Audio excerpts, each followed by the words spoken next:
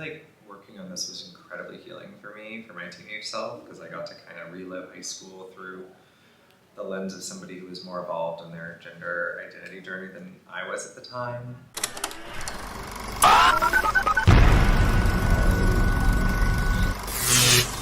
Lovely to meet you both. So nice to meet you. I'm Jordan from Pop Culture Planet.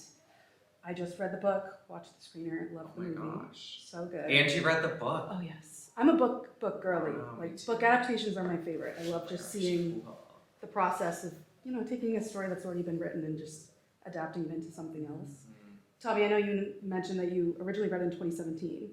Did you know immediately you wanted to adapt it into a movie, or did you just enjoy reading it and revisit it? The year is, it was 2017, 2018. I'm like, what the year was, but sometime around then. I had a manuscript of it prior to it coming out, and so I think the intention was always to do something with it. I didn't quite know what yet, and then when I read it, initially I was approached almost as an acting opportunity in some capacity, but then when I read it, I felt really drawn to write the adaptation for it. I felt like I was uniquely qualified to do so. I'm just a queer person from the South, was identifying as non-binary at the time, and was so moved by Mason's work and the world that they created. So I think I slid into Mason's DMs and was like, can we talk about your book for a sec? Because it's so great.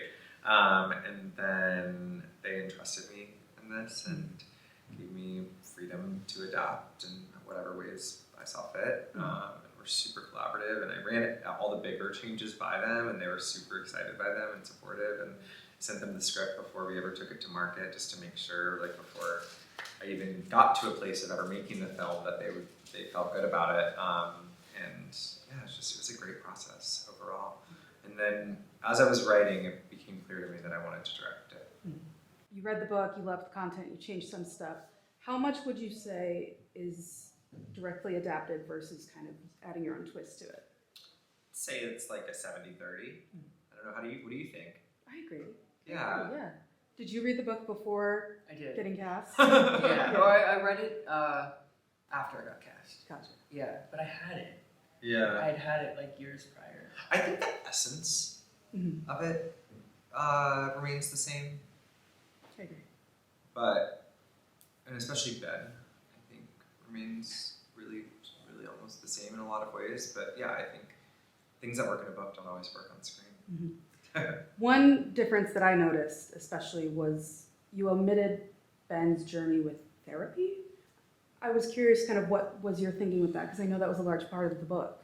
Yeah, I felt like circumstantially, I just wasn't quite sure if I wasn't quite sure if I could justify Hannah as a new mom, which I also added, thinking about all of those things and like sort of making that decision for Ben. I also felt like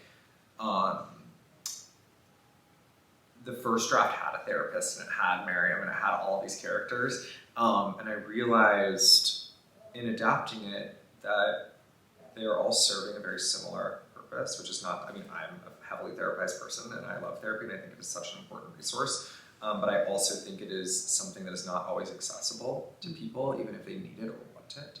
So I thought about what would it look like for Ben to navigate a world in which maybe that wasn't something that was super accessible to them. Maybe there wasn't a queer specialist in Raleigh who could handle it, that they could afford, right? I was just thinking about like circumstances, and I was like, I think therapy is such a privilege. So for the film version, I thought, okay, well, for me, I didn't have a therapist in high school, but I had an English teacher who protected me. I had the assistant to the vice principal, or like the headmaster of our high school, whatever terminology they were using. I grew up in Atlanta. Tiffany was like my safe space. Like I would go hide in her office, and I used her office as my locker, and like those adults shaped me and saved me as a kid. And so I thought that Lena's character, Miss Lyons, could serve a similar purpose as like a safe space for Ben to confide in and grow a version of her. It's nice to see Ben being able to rely on those other people. Yeah, because it's true. Like one person can't be everything to you. Nathan can't be everything. Hannah can't be everything. Thomas, like people in your life, everyone serves different purposes in our lives, and I think Miss Lyon's purpose is really, really integral to Ben's experience, and I would say a lot of queer kids' experience. Yeah, I think there's a lot of memes that joke about like gay kids and their English teachers, and so I thought like, okay, like queer kid and their art teacher. Similar theme, definitely. Yeah. Speaking of kind of Ben's mental health journey in the movie, great. In the book, you're able to be in Ben's mind and read those thoughts. How were you able to kind of channel that into the physical aspects of your performance and still show those things without necessarily saying them? Yeah, it was really cool to have the book because it feels like just a manuscript of an internal monologue. Like it was such a wealth of information. I feel like the way we translated that into the movie is these scenes where there is no dialogue and it's just like, montage type stuff of Ben getting ready for school or going through a depressive episode or wandering aimlessly as they think about things. So yeah, we used music a lot in the filming of those scenes, and Tommy would talk me through things, and we would just kind of roll the camera for like 10 minutes sometimes and just like explore all the different parts of the room. And yeah, it was cool. What I like about that is it feels very meditative, and it feels like life just kind of organically unfolding as opposed to this plot point happening and this plot point happening. And Ben does go on such a journey, and a lot of that happens with people, but a lot of it happens alone. So I love those moments in the movie.